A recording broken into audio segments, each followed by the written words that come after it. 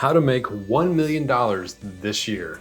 This video is going to share with you how I'm going to profit $1 million this year. Not just earn $1 million, but create a net profit of $1 million. Now, this is a photo of when I was a wage slave, still plugged into the matrix and a cog in the machine.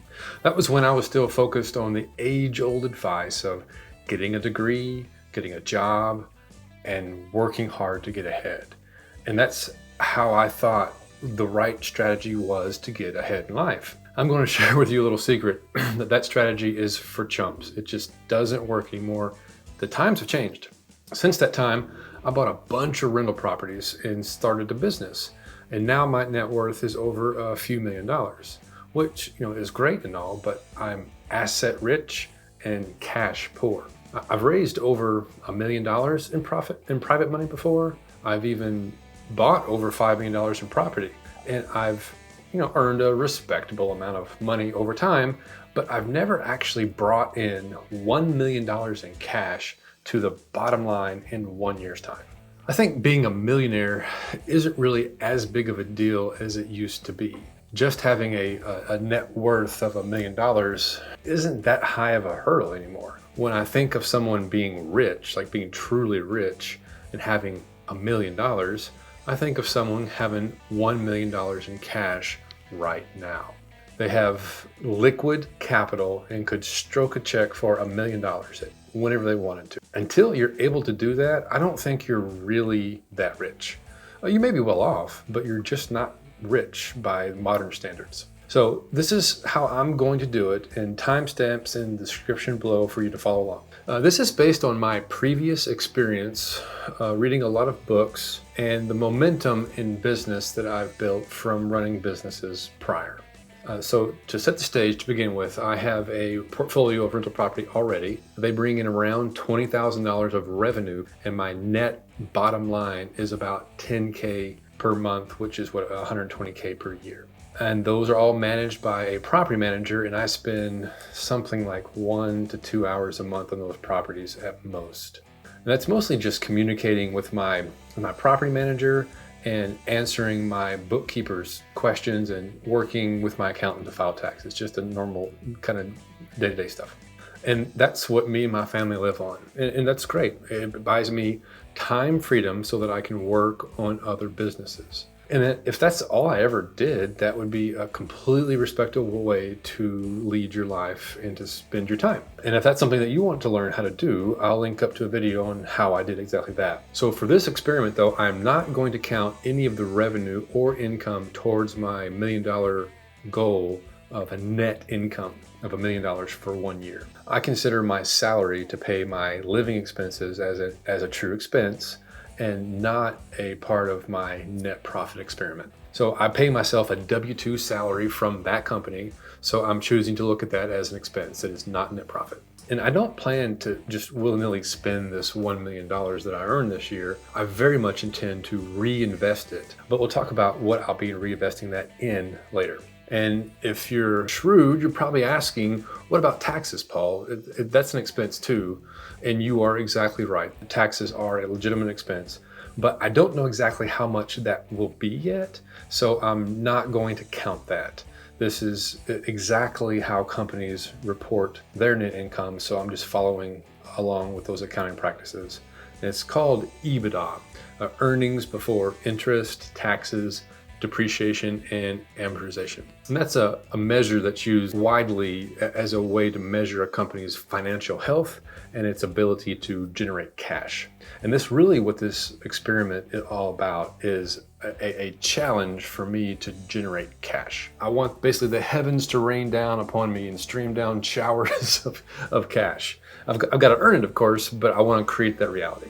I think this is going to be a period of huge opportunity in the marketplace, whether it be real estate, stock market, businesses, crypto even. So what I'm going to do is I'm going to spend this year maximizing my potential to generate cash. But whenever you happen to be watching this, I think the approach would still make sense, and these principles would still apply regardless of when you're watching them. As I'm not really doing anything specific to time the market or maximize profit during a recession. So here are the 3 businesses that I'm going to use to generate $1 million in cash this year. I'm referring to these as businesses, but they're really just different income streams as products of the same business. One naturally feeds into the other. The first business is a lending business. I'm a hard money lender. I've been doing loans out of my IRA and solo 401k for years, but I've run out of capital. I don't have more money. So I'm launching a hard money fund, and this allows me to take on investors, and that will enable me to scale up and provide loans at a much larger level because I'm not just using my own capital. It's called hypothecating money. After paying my investors that have invested in the fund, I'll earn some interest on the money, and then the big opportunity for me is earning the points on the loans that I've originated. And so in case you're not already familiar, hard money is a lender that lends based on the collateral or hard asset. They're not as concerned about your credit score as a borrower or what your personal income is. They're looking primarily at the deal and the specific property and how good is that collateral. Hard money lenders typically make their money on points and not as much on the interest spread unless they're just using their own cash. For a more in-depth discussion on hard money lending, I'll link a video here that covers that business in greater detail. So now moving on to the second business or revenue stream, which for me is consulting. I have a mastermind where I help real estate investors scale their businesses up. I'm going to ramp up and scale that business and bring even more value to those members of the mastermind and then add more members to it. I currently have 10 members in that mastermind. I'm going to scale up to at least 30 in this year and probably more after that. And then this is just a flat fee for membership that helps the businesses accelerate their business. So it's a consulting fee. We've helped people quit their jobs. We've helped people launch marketing campaigns, help them hire employees, install formal operating systems in their back offices so they're more efficient. And any challenge a small business runs up against, the mastermind helps business owners become even better CEOs, generate more revenue and ultimately profit, and enjoy the process of being a business owner. After all, that's why we're doing this. We want to be happy business owners that are generating profits for our families. And the third and final revenue stream is YouTube. Over time, I'll earn some amount of money from these YouTube videos through ad revenue, affiliate links, and maybe even some brand sponsorships. And my primary agenda isn't to create brand sponsorships or create revenue from these directly from these YouTube videos, but it's an excellent way to share value with viewers like you. And content creation is an organic way to find customers. So as you're providing value to viewers, some of them may decide to apply to the mastermind, become borrowers for the lending company, and maybe even investors in the lending fund. I'll put a link to my website, pauldavidthompson.com, in the description below for anyone interested in learning more about that. So now let's break down these revenue streams into how much I'm expecting from each. So for the lending business this year, I'm forecasting $750,000 of net profit. For the consulting company, I'm forecasting $250K of net profit by end of year. And lastly, YouTube, I'm forecasting maybe $10K in profit. There won't be much there. YouTube is a very small source of revenue this year since I'm a very new channel. YouTube is absolutely not a quick business proposition. It takes a while for people to find your videos. It takes a while to get enough subscribers to monetize, and it takes a while to get traction when producing content. So please hit like and subscribe to get updates when I publish new content. It's also worth noting that I'm not starting the lending business or the consulting business from scratch. I've been doing loans off and on with my own capital for several years, so I already know the business. And I've been doing consulting for almost 4 years now, so I have some experience there, and I'm going to get better and scale that up this year. But neither one of these revenue streams are where I've been focusing most of my attention in the last few years. I've been focusing my attention instead on finding real estate deals for my own portfolio. And this is where I've built up my expertise and where I have the most knowledge in real estate investing. And I'll no doubt still buy a few properties here and there. I'm always in the market. I'm just no longer running a full-scale wholesaling and flipping business anymore. I have the properties that I need, and I want to spend my energy working with operators doing the consulting and lending instead. So I'll still be using my knowledge set. I just won't be applying it full-time to buy properties for myself. Also notice that All three revenue streams have a potential recurring nature to them. That is very much by design. Warren Buffett has a really appropriate saying, if you don't find a way to make money while you sleep, you will work until you die. Okay, let's discuss some ways that you can make money while you sleep. Well, there's rent, there's interest, there's dividends, there's intellectual property, there's like royalties, and there's owning a business that you are not operating. Now, I already have rental properties, so that's generating cash flow. Will most likely, and they will most likely build equity over time, and those investments require very little out of my time. So it's a fairly passive endeavor. So now that I have that in place, I'm going to spend my time on these businesses. And another way to make money while you sleep is interest. In my case, that's the lending business. Once I fund a deal, then the borrower pays me interest. And all I'm doing is collecting interest via an ACH transfer.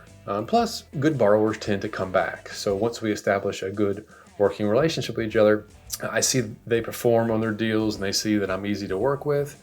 They don't give me a bunch of hassle. Then we tend to do a lot of repeat businesses and we get referrals from existing borrowers.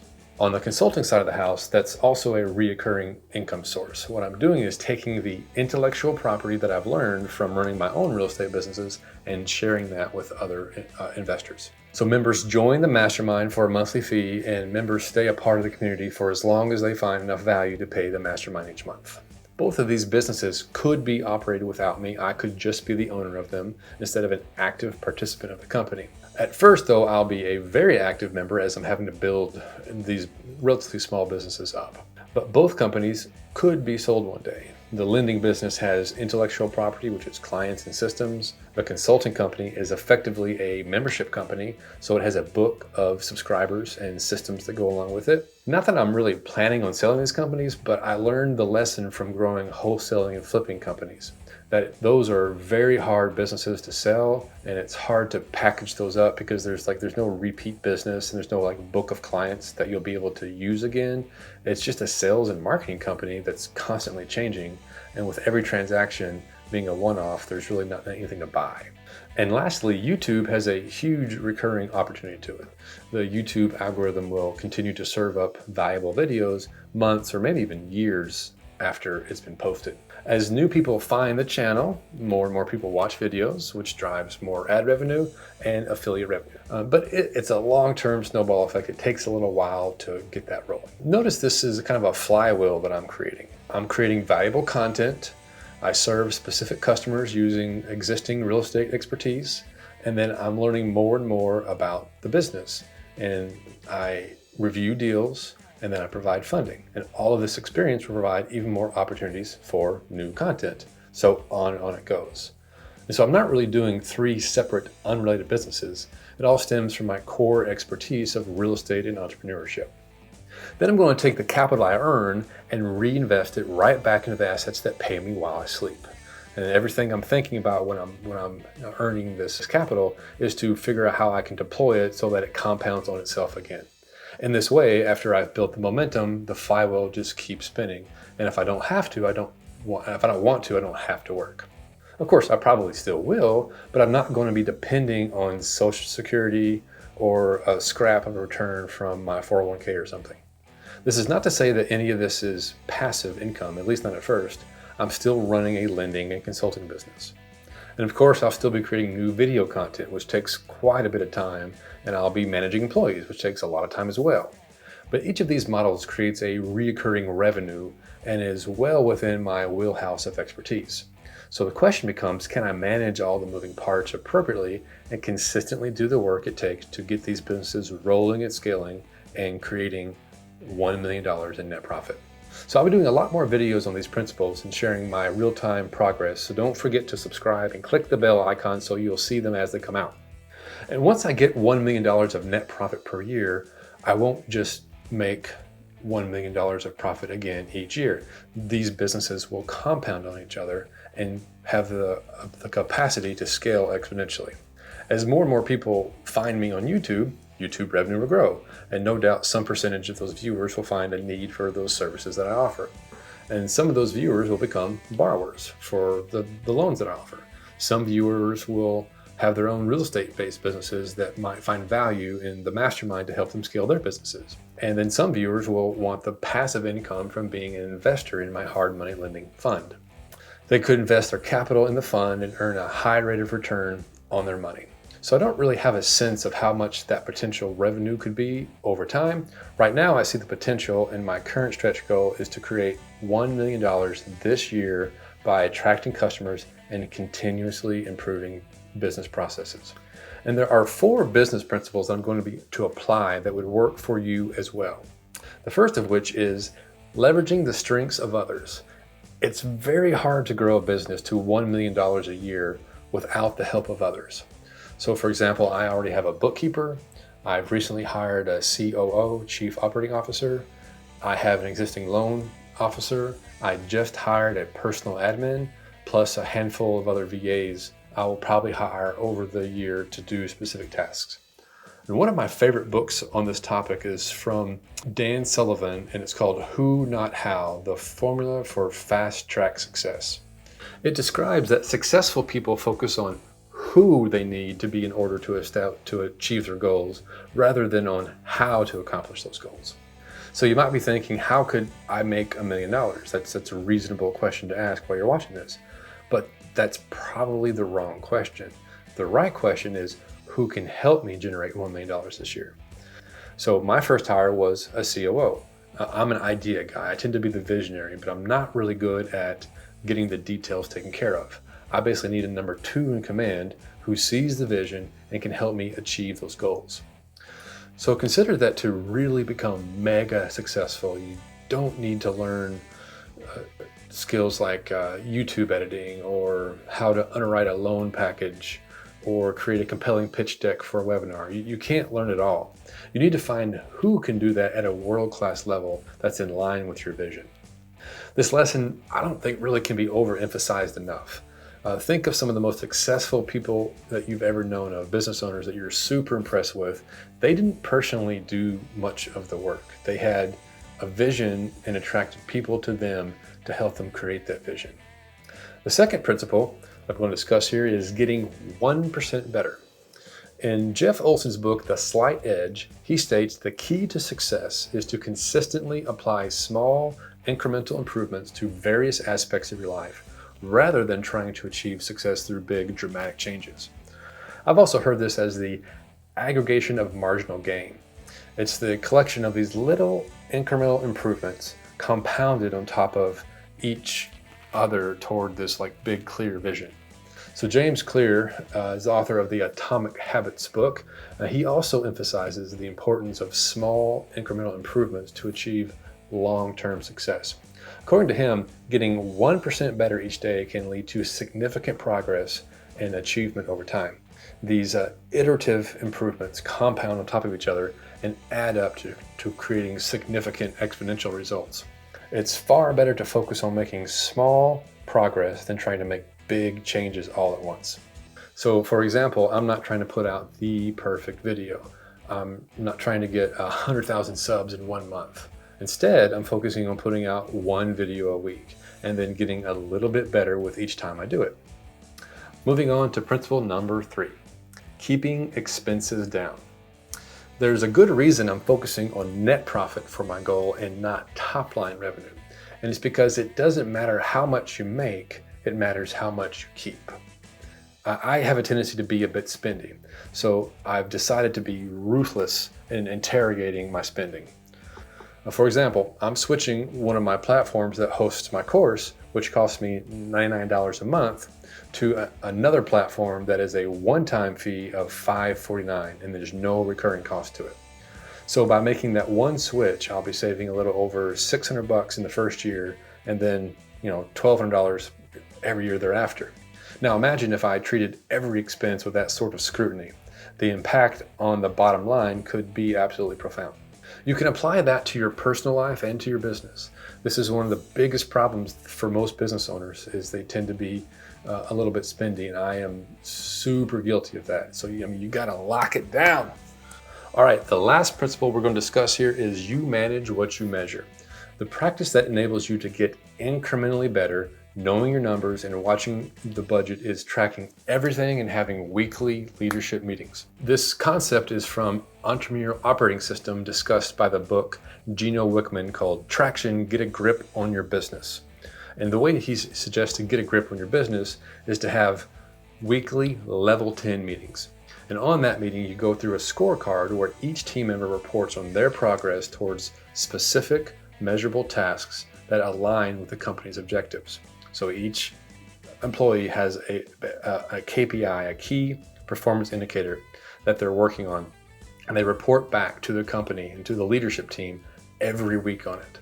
If you combine these principles together, it will empower me to achieve this goal for the year, and could also be used really for any business you have and help you take your business and life to the next level. Subscribe to get updates on my progress and more real estate topics and business principles. If you want to learn more about real estate investing, I'll link to these videos right here.